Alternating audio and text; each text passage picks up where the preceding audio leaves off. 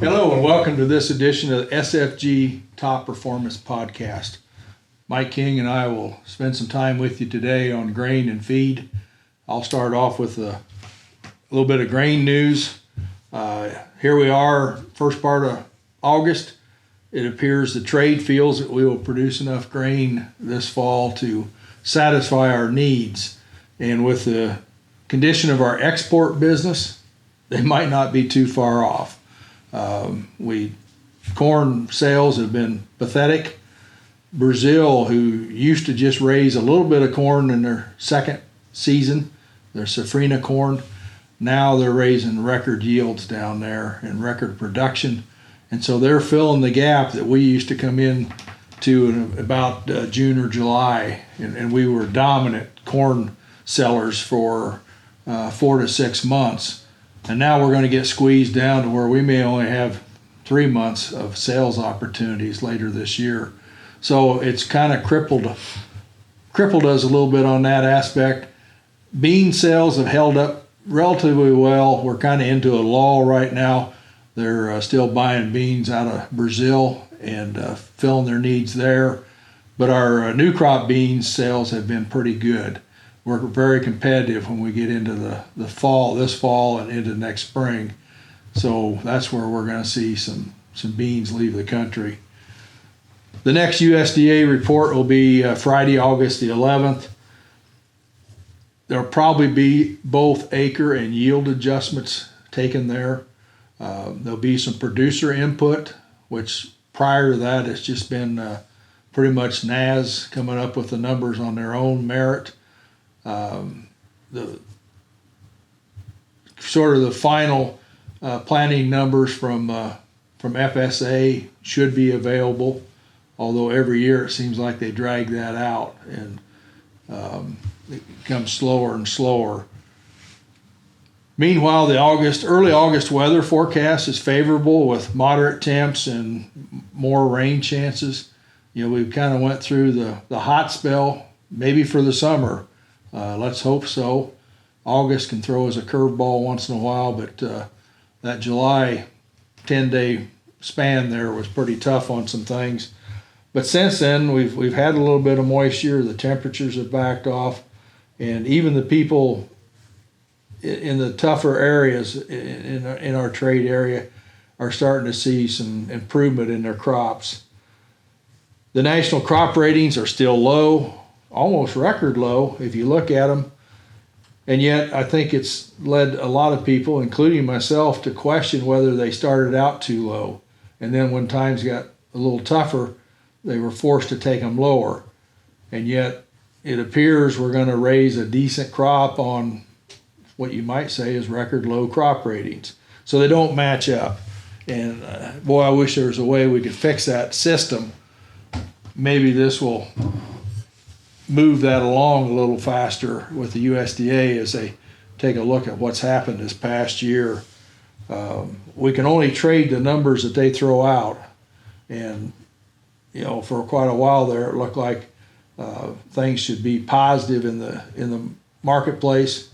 And all of a sudden now it's coming back around. December corn's been hovering around $5. There's been some decent support there. But we may test it between now and the report on the 11th. As these temperatures moderate, we get a little more moisture, the ear fill will be better than expected possibly. The funds are already short the market, but with export sales non-existent, traders seem reluctant to go back in the long side on the corn market. And that may not happen until we get some actual harvest data and we see where we're at.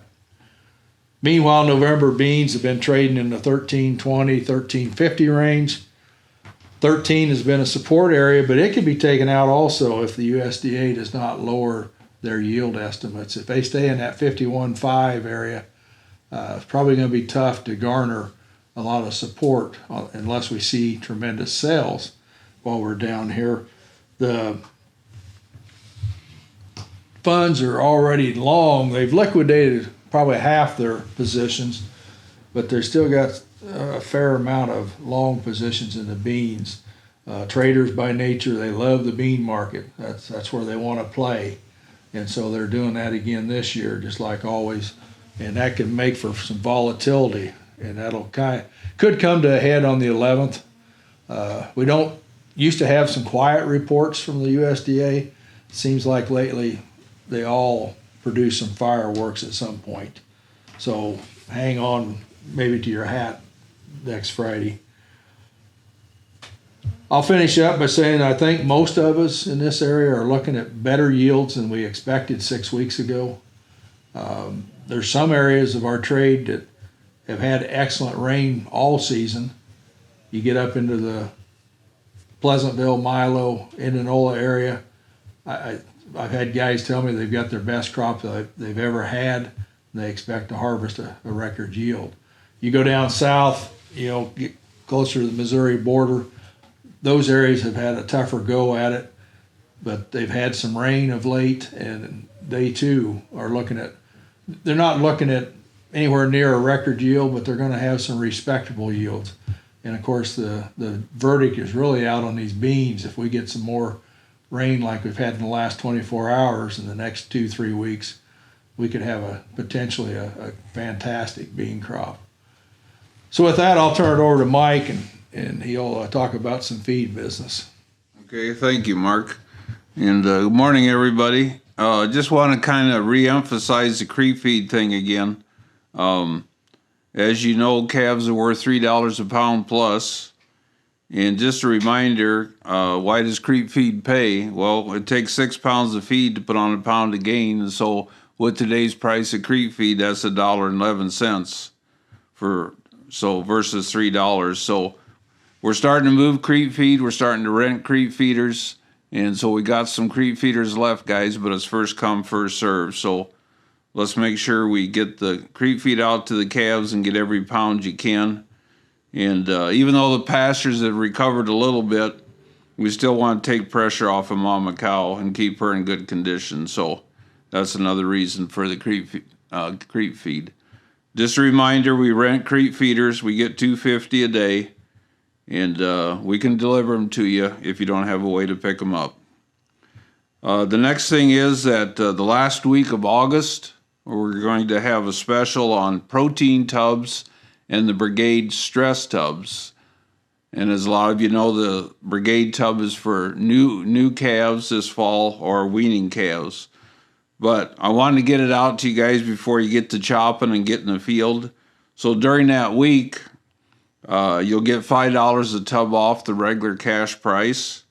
You can take them that week or have them delivered that week, or you can prepay for them, and then we'll deliver them when you need them for this fall. So it's a chance for you to save a little money on the tubs. Most of the producers are short of hay, as we all know, and they're asking, what do I do for feed for the cows and calves this fall and winter? So let's sit down and talk about it. Let's see what you got for feed. Let's see what the commodity prices are, what the distillers' prices are, and let's get diets set up for you before you get busy in the field. I know there's going to be a lot of silage chopped, a lot more than normal, and I just want to remind you it pays to use the silage inoculant. If you're having a custom chop, most of them will have a water-soluble product, and I've talked to some of those guys about using ours. If you do it yourself, we have the dry or the water-soluble. When you're chopping silage, that's your feed for your crop for all fall, all winter, And so you want quality and you want tons. And so there's a lot of reasons to use an inoculant. And if you want the inoculant, please give me notice. I mean, you can't chop and say, I'm going to chop in 3 days. Because I'm not going to bring inoculant in unless I know I got a lot of it sold. So we may keep a few bags for emergencies, so please order it ahead so we can have what you need. So I'll just finish up by thanking you for your business and continue to enjoy the good cattle prices. And it's going to be good for a while, so take care of the calf and take care of mama cow. Thank you. Thanks, Mike. Well, this wraps up our edition of the podcast today. We look forward to seeing you in the near future. Thank you.